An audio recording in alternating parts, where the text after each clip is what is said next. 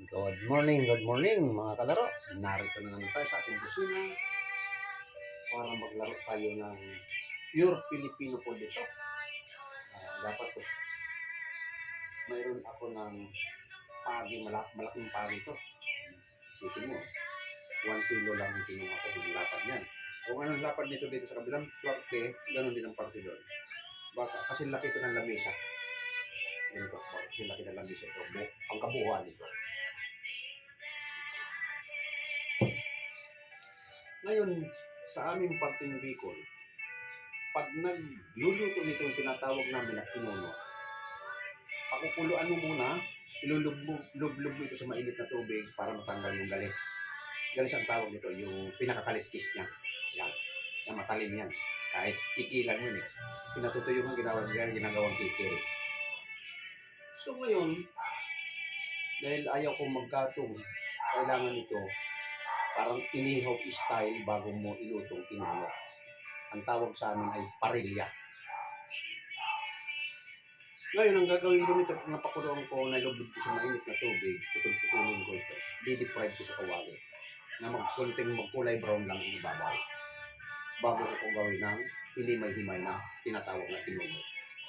At ang kanyang sangkap naman, number 1 ito, hindi nawawala ang sili, luya, sibuyas, bawang, tanglad.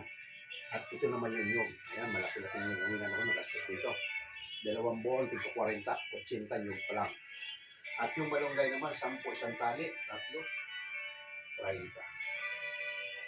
So ngayon, ang gagawin natin dito sa ating pagi,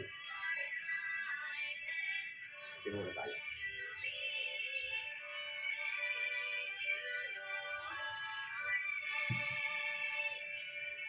Itong pag-ano ng pagi na ito, minsan may magandang klaseng pagi, minsan may hindi magandang pagi, malata, pero ito yung malutong ito. Ang ibig sabihin nito, ang laman nito, pag naluto mo nito, medyo malutong, hindi basa. Ngayon, magpapakulo ko ng tubig. Pag kumulo, ilulublob ko lang ito para matanggal itong galis-lis. Yan, habang anaantay natin, maghihimay muna tayo ng malunggay.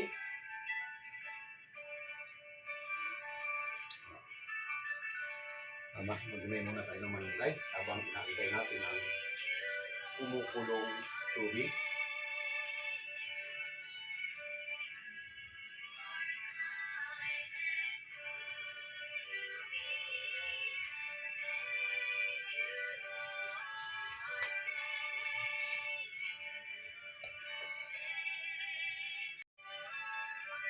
Okay, tutuloy natin ang paghihimay sa ating mga baguhan na hindi pa marunong maghimay.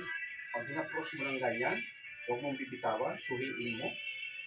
Yan, pag hinuhi mo ng ganyan, matatanggal mo yung mahaba. Yan. Ganun lang po ang paghimay ng malunggay. Aprosin mo ng ganyan lahat bago mo suhiin. Yan, kukuha mo yung kabilang dulo. Kasi pag inisa-isa mo yan, abutan ka ni siyang-siyang.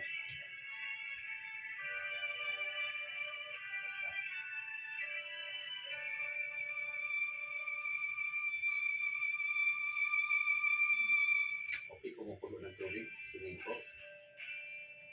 Ilulublob muna natin sa tubig ito.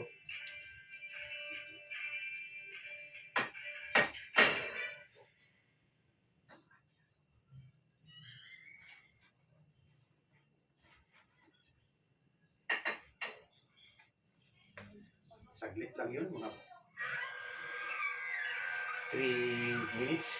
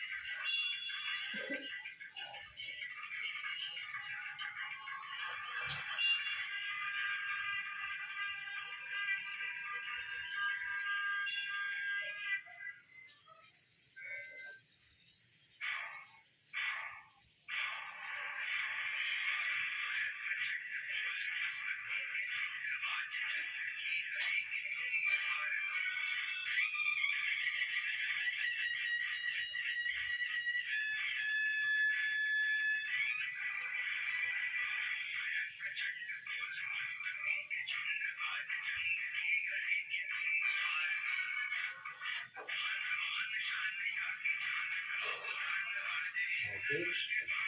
At sabay na rin hugas, sinuhugasan ko na rin, papakita ko rin sa inyo.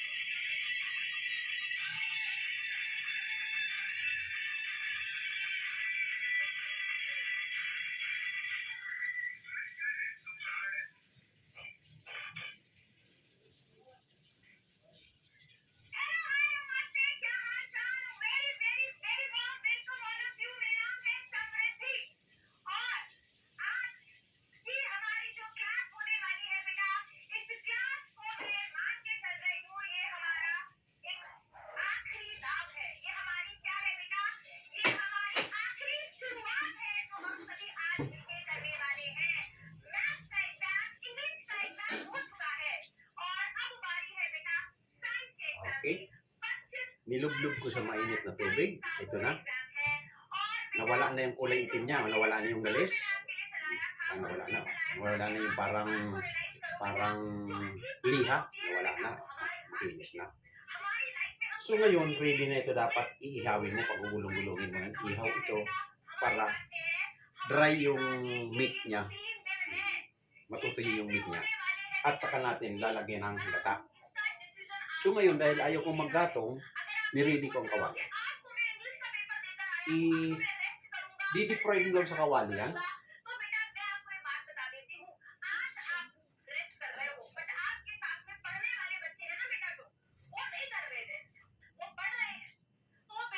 Okay, ready na yan.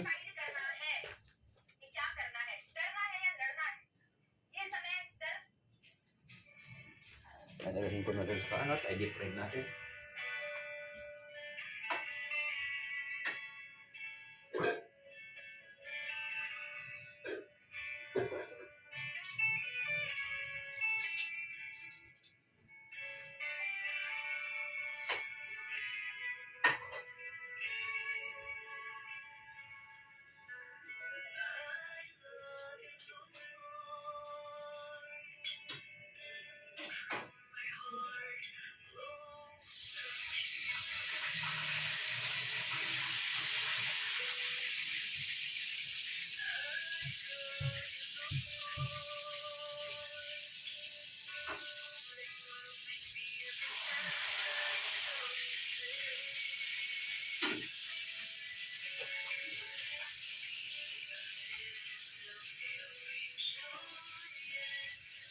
Okay, naka-ready na yan. I-deep fry ko na. Mamaya, babalik tayo ko na lang. Pakikita ko sa inyong kulay pag na-deep fry na yan.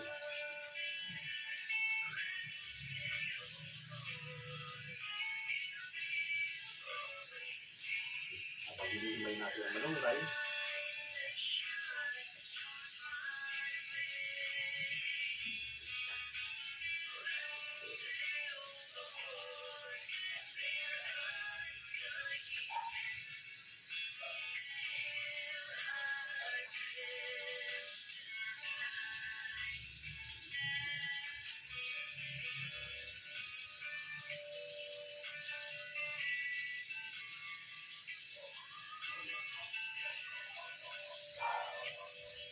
sabi paghihimay ng malunggay yung iba na hindi pa masyado marunong, nabaluhan pa. Basta hinaplos mo lang una, babalik ka rin mo, ikuha mo kagad yung mga pagkakas.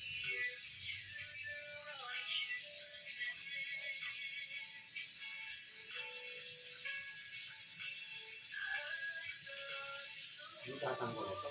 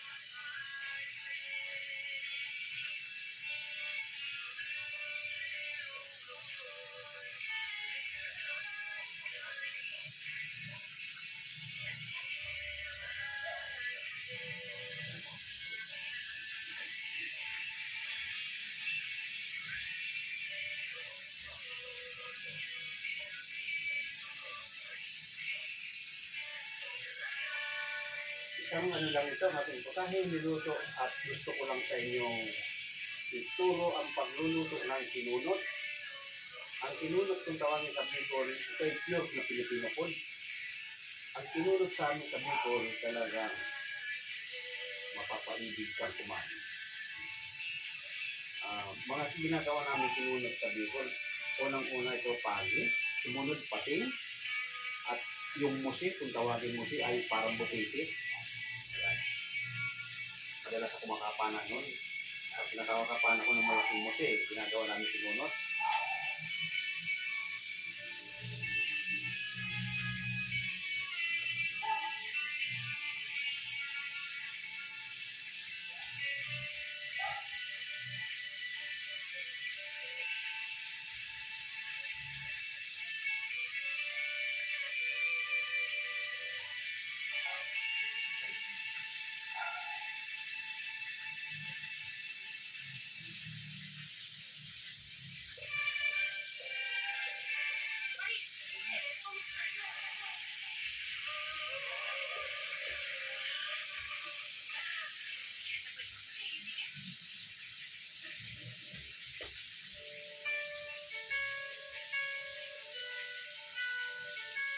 Pabalik ka rin muna natin. Kaunting ano lang, konting brown.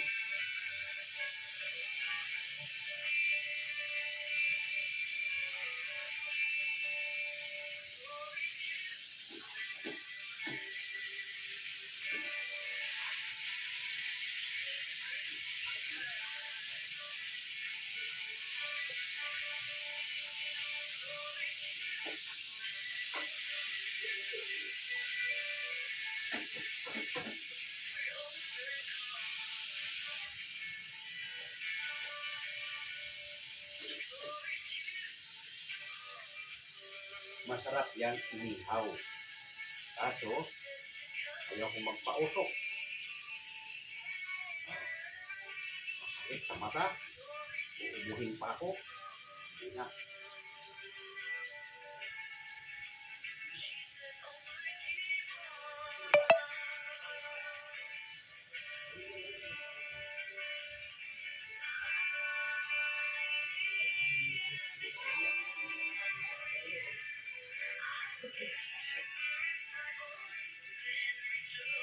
Hindi malunggay ako dito, maling puno.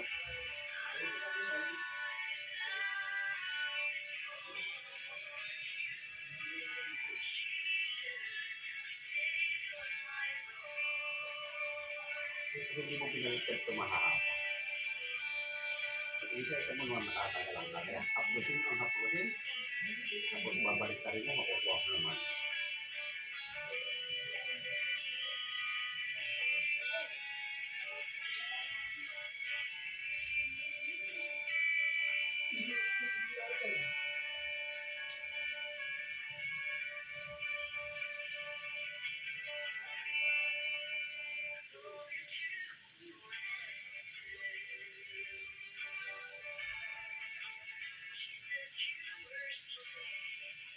Muna tayo.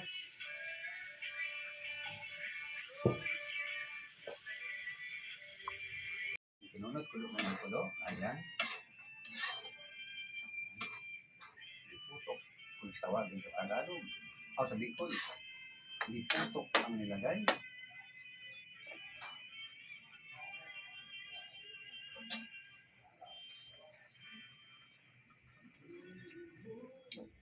Number 1.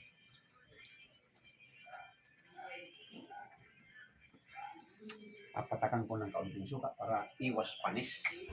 Hindi mapanis. Saka manatok-latok.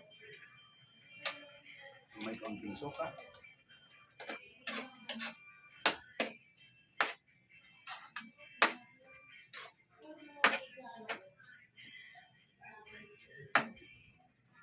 Okay.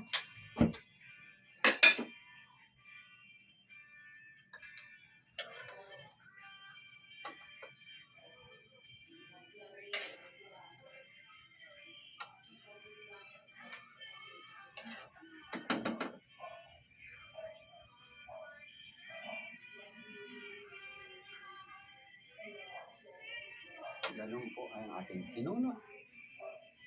Kinunot na pagi.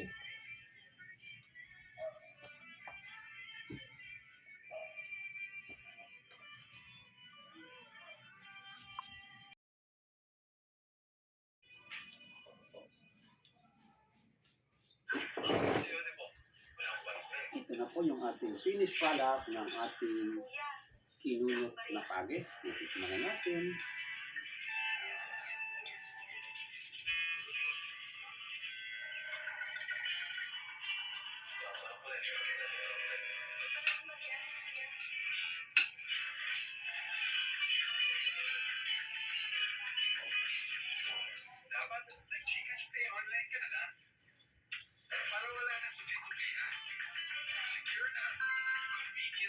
Mainam yung laman ng pagi.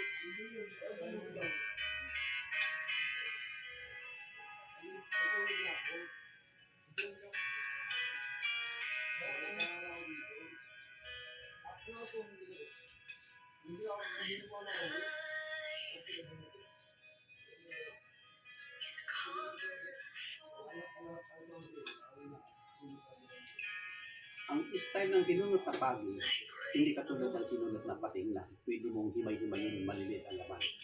Itong pagi na ganito, yung moisture ba yung tawag yan, yung malapad, yung laki na lamisa. Parang karni na kasi ito, yung hindi mo kayang himay-himayin maliliit, kaya hihiwa-hiwain mo. Kaya nga ito, hiniwa-hiwa ko. Yun naman pwede mong hiwa-hiwain maliliit. Kasi parang karni na, parang karni na ng baka o kaya baboy ang style nito.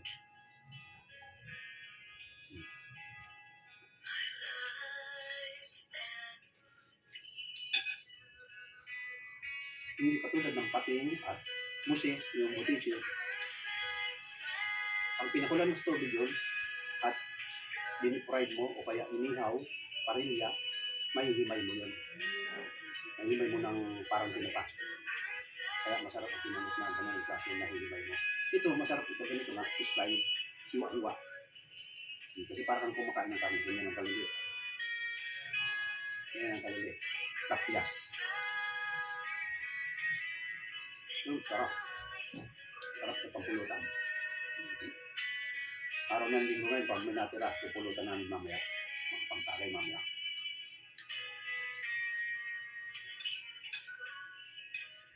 Okay, tapos na naman tayo sa ating isang putahe lang ang niluto ko ngayon dahil araw ng linggo, nagmamaliit ako para makababa na ako. Kaya maraming salamat naman nagsusubaybay sa ating live tutorial. Okay. May natutunan na naman tayo isang putaheng pure na Filipino food. Lalong-lalo na yung mga nanonood sa tabi ng dalampasigan, kinunot na pagi, kinunot na pating, kinunot na musi. Yan ang ating kinunot. Iisa lang ang prosedur, kundi gata at silit malunggay. Okay, maraming salamat sa mga katusubaybayan. Susundan natin ulit ang ating live. Tutorial cooking ay tomorrow, Monday. Okay, bye-bye.